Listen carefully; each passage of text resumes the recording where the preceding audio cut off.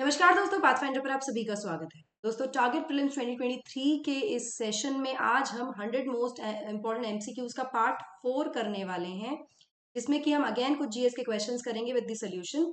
आपको करना क्या है कि आपको वीडियो देखनी है, उसके बाद जब मैं क्वेश्चन पूछूंगी आपको वीडियो को पॉज करना है, you have to give your answer and then look for the solution.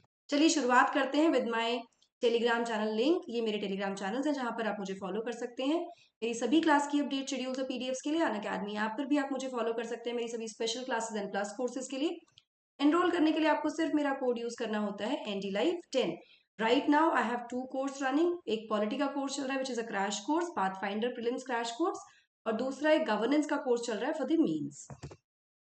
अब अनअकैडमी से क्यों जुड़े? अनअकैडमी जुड़ने के बहुत सारे फायदे हैं, जैसे वाइडेस्ट चॉइस ऑफ एजुकेटर आपको मिलती है, फ्लेक्सिबिलिटी मिलती है आपको अपने कोर्स को चेंज करने की, अनलिमिटेड व्यूज मिलते हैं अपने लेक्चर्स पे along with the results.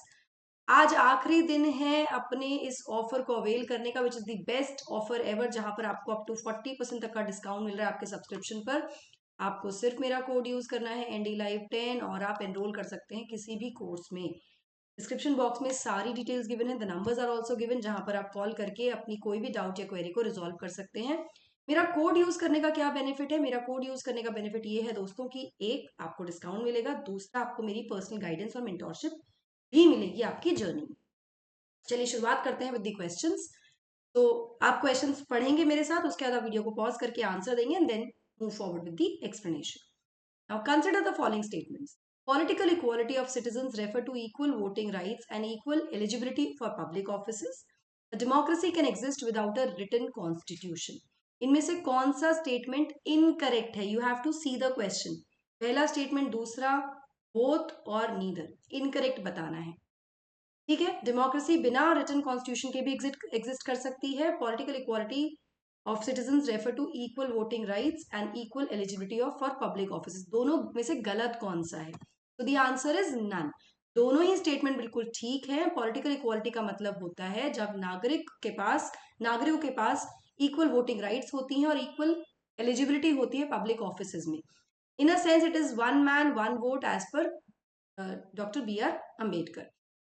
Democracy बिल्कुल एग्जिस्ट कर सकती है without written constitution. Written best example है ही हमारे पास। Now, which of the following is are extra constitutional devices for securing cooperation and coordination between the states in India? Extra constitutional devices कौन से हैं? The Governors Conference, Interstate Council, Zonal Council. Correct answer बताना है। Only one, 1 and 3, 1 and 2, 1, 2, 3 constitutional नहीं है, extra constitutional device है। ठीक है, तो the answer is b here, which is the governance conference and the zonal council. Interstate council constitutional है। Now, zonal council था स्टैट्यूटरी बॉडीज, ठीक है, जो कि स्टैब्लिश की जाती हैं under the state reorganisation act of 1956 and are non constitutional bodies. ठीक है, they are also deliberative and advisory bodies. The zonal councils extra constitutional है, नॉन कॉन्स्टिट्यूशनल, स्टैट्यूटरी बॉडी है, संवैधानिक नहीं है। ठीक है, इसी तरह से गवर्नर्स कॉन्फ्रेंस जो है ये भी एक एक्स्ट्रा कॉन्स्टिट्यूशनल डिवाइस है for securing cooperation and coordination between the states in India. वहीं जो इंटर स्टेट काउंसिल है, इसके बारे में हमारे संविधान का आर्टिकल 263 बात करता है कि इसको स्टैब्लिश किया जा सकता है ऐसे किसी भी समय पर जब राष्ट्रपति को लगता है कि पब्लिक इंटरेस्ट के लिए ये पब्लिक इंटरेस्ट सर्व करेगा by the establishment of this council. ठीक है, राष्ट्रपति इसको स्टैब्लिश कर सकते हैं, तो ये कॉन्स्टिट्यूशनल बॉडी होगी। Consider the following statements regarding Coringa wildlife sanctuary. Coringa Wildlife Sanctuary is situated in Tamil Nadu. It is the second largest stretch of mangrove forest in India. The sanctuary has a fair population of fishing cat. कौन सा statement यहाँ पर correct है हमको बताना? 1 2 1 3 2 3 1 2 3. So the answer here is guys C. यानी 2 and 3 are correct. So Coringa Wildlife Sanctuary is not situated in Tamil Nadu. It is situated in Kakinada, near Kakinada, Andhra Pradesh में है। ये सेकंड लार्जेस्ट स्ट्रेच है मैंग्रोव फॉरेस्ट का भारत में। और एवियन फौना के अलावा सेंचुरी के पास अच्छी खासी population of golden jackal, sea turtle, fishing cat and healthy breeding population of smooth coated otter. Which of the following are the ozone depleting substances? इनमें से बताना है हमको, इनमें से ओजोन डिप्लीटिंग सब्सटेंसेस कौन से हैं? Hydrobromofluorocarbons, halons, methyl bromide, carbon tetrachloride and methyl chloroform. Correct answer बताना है ऑल एक्सेप्ट थ्री, तीन को छोड़ के बाकी सभी, all except four, carbon tetrachloride को छोड़कर, all except five, methyl chloroform को छोड़कर, all the above. Correct answer. So the answer to this question is all.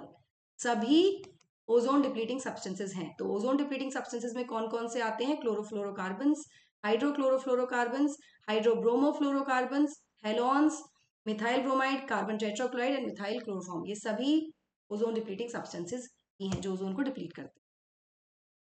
Consider the following statement regarding community. Community के बारे में बताना है। It is a group of organisms usually of the same species occupying a defined area during a specific time. Communities in most instances are named after the dominant plant form species. किसी जो dominant species होती है उसके नाम पर इसको नाम दिया जाता है। कौन सा स्टेटमेंट करेक्ट है यहाँ पर? 1, 2, both, neither regarding the community. Answer is B. Second statement is correct here. ये स्टेटमेंट ठीक है कि इनका जो नाम होता है ये डोमिनेंट जो स्पीशीज होती है उसके नाम पर रखा जाता है। यहाँ पर पॉपुलेशन है group of organisms usually of the same species occupying a defined area during a specific time. This is the definition of population. Same species, population. Community in most instances are named after a dominant plant form species. Community in में जो होता है number of species और size of population vary करती है gently. Same species की नहीं होती है. Community में have one or several species. इसमें एक से ज़्यादा species भी हो सकती हैं. Environmental factors determine the characteristics of the community as well as the pattern of organization of the members of community here. Next question. Consider the following statements. I am assuming कि आप इसको pause करते हैं, answer देते हैं, then you move forward.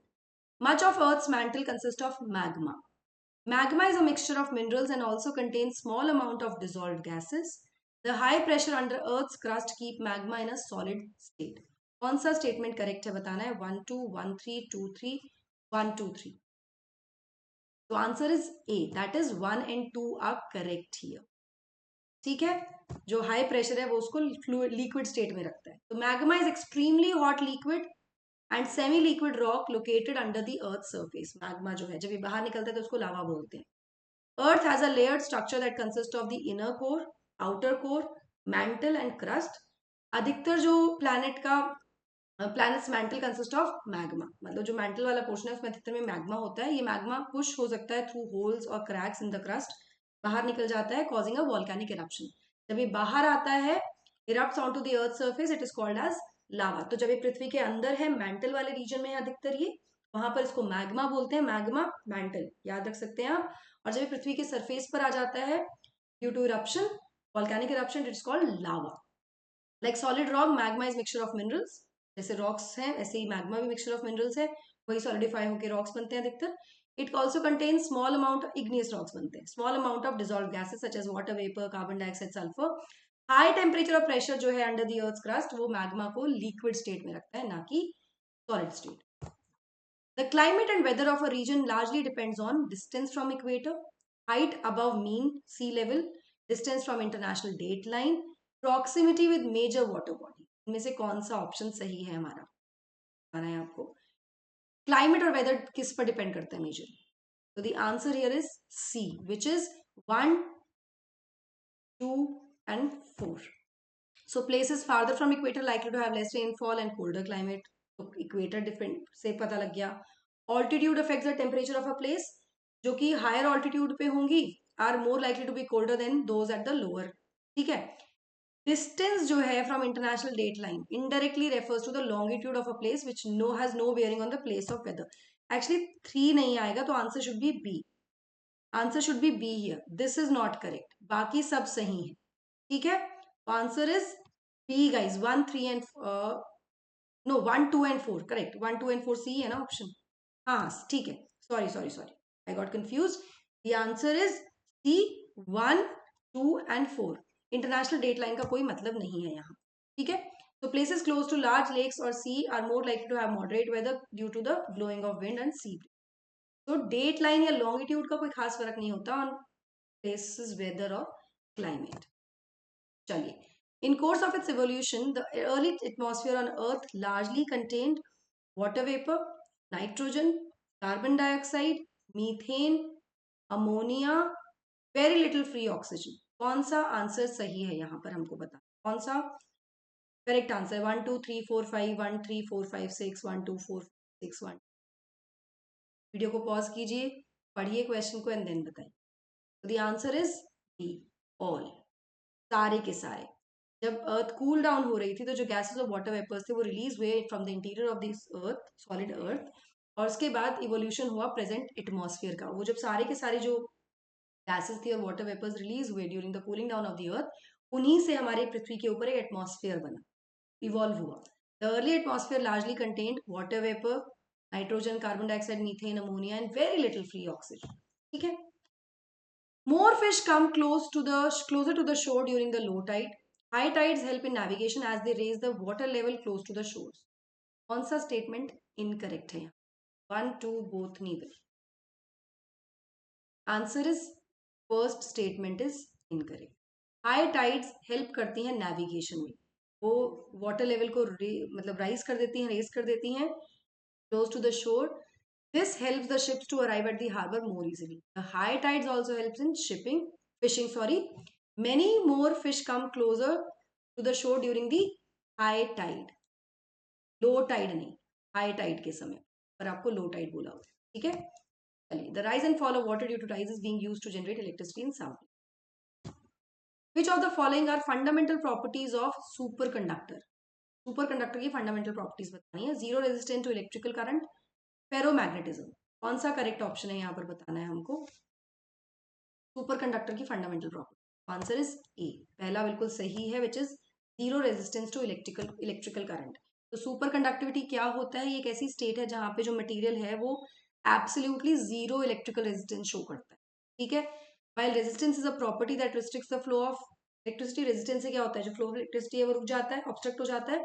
Super conductivity allows unhindered flow, कोई रुकावट नहीं होती। In superconducting state the material offers no resistance at all, कोई रेजिस्टेंस नहीं होता when it superconducting state में होता है।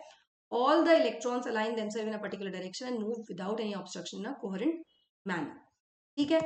यहाँ पर जो दो फंडामेंटल प्रिंसिपल्स हैं सुपर कंडक्टिविटी के, वो है zero resistance to electrical current which is given, and दूसरा है डायमैग्नेटिज्म, नॉट फेरोमैग्नेटिज्म। डायमैग्नेटिज्म एक प्रॉपर्टी है opposite to normal magnetism that we are used to. Diamagnetic substance repel करता है एक्सटर्नल मैग्नेटिक फील्ड को in a sharp contrast to normal magnetism. और ferromagnetism इसके opposite है बेसिकली ये, under which a substance is attracted by external magnetic field. Which of the following statement regarding, consider the following statement regarding measles. Measles is transmitted via droplets from the nose, mouth, throat of infected person. Severe measles is more likely among poorly nourished young children, especially those insufficient with insufficient vitamin A. कौन सा correct answer होगा? Measles के बारे में बताना है। 1 2 both neither. तो answer is सी, यानी दोनों ही स्टेटमेंट बिल्कुल सही है। मीजल बहुत ही कंटेजियस वायरल डिजीज है, हाईली कंटेजियस है, वायरल डिजीज है। मीजल ट्रांसमिट होता है वाया द ड्रॉपलेट, ड्रॉपलेट के द्वारा ट्रांसमिट होता है जो कि नोज से, माउथ से या थ्रोट से आ सकते हैं इन्फेक्टेड एनिमल के, सॉरी पर्सन के, व्यक्ति के। इनिशियल सिम्टम्स की बात करें तो इंक्लूड 10 to 12 डेज, आप मतलब ये आने शुरू होते हैं 10 से 12 दिन बाद इन्फेक्शन के, including high fever, running nose, blood shed, short eyes, tiny white spots on the inside of the mouth, और कुछ दिन बाद a rash develops starting on the face, upper neck and gradually spreading downwards. Vulnerability की बात करें तो severe measles is most likely among the poorly nourished young children, जो जिनको proper nourishment नहीं होता, छोटे बच्चे, especially with insufficient vitamin A, मतलब vitamin A की deficiency जहाँ पर होती है, और जिनका इम्यून सिस्टम बहुत ज़्यादा वीक हो गया होता है बाय HIV, एड्स और अदर डिजीजेज। ज़्यादा सीरियस कॉम्प्लिकेशन की बात करें तो it includes blindness, vitamin A की कमी है वैसे भी ब्लाइंडनेस पता ही हमको, encephalitis, infection that causes brain swelling, severe diarrhea related dehydration and severe respiratory infections such as pneumonia. Prevention क्या हो सकता है इसका? रूटीन मीजल वैक्सीनेशन होना चाहिए बच्चों का, combined with mass immunisation campaigns in the countries with low routine coverage. ये की पब्लिक हेल्थ स्ट्रैटेजीज हैं to reduce global measle deaths. चलिए, that will be all guys, बाकी क्वेश्चंस कल करेंगे। सो आरंभ बैच 30 तारीख से शुरू हो रहा है, आप एनरोल कर सकते हैं इस बैच में इन सभी दिग्गजों के साथ पढ़ने के लिए। मिशन आईएएस फाउंडेशन बैच 2026 के जो एस्पिरेंट्स हैं, अगर आप 12th क्लास के अपने एग्जाम्स दिए हैं अभी, तो दिस इज द टाइम। अगर आप यूपीएससी क्रैक करना चाहते हैं, this is your time to start with us with 3 years batch, जो कि 30 मार्च से शुरू हो जाएगा। ये सारे बेनिफिट्स आपको मिलेंगे। सब्सक्राइब करने के लिए आपको सिर्फ मेरा कोड यूज करना है। आज आखिरी दिन है जहां पर आप 40% तक का डिस्काउंट अवेल कर सकते हैं। अगर आपने 12th किया है and you are looking for UPSC preparation guidance, this is your time. अभी जाकर एनरोल कर लीजिए। All India prelims mock test जो अनअकैडमी के द्वारा ऑर्गेनाइज किया जा रहा है, ये कल होने वाला है। एनरोल करने के लिए आपको सिर्फ यहाँ पर इस क्यूआर कोड को स्कैन करना है और मेरा कोड यूज करना है ND Live 10, और आप अवेल कर सकते हैं तो ऑनलाइन एंड ऑफलाइन दोनों ही तरीके से। लोन फैसिलिटी भी अवेलेबल है विद 0% इंटरेस्ट यहाँ पर दोस्तों आपके लिए। That's it from my side. I hope you like this session. Don't forget to like, subscribe to the channel, and also hit the bell icon so that you get notifications about it. Thank you so much. God, take care.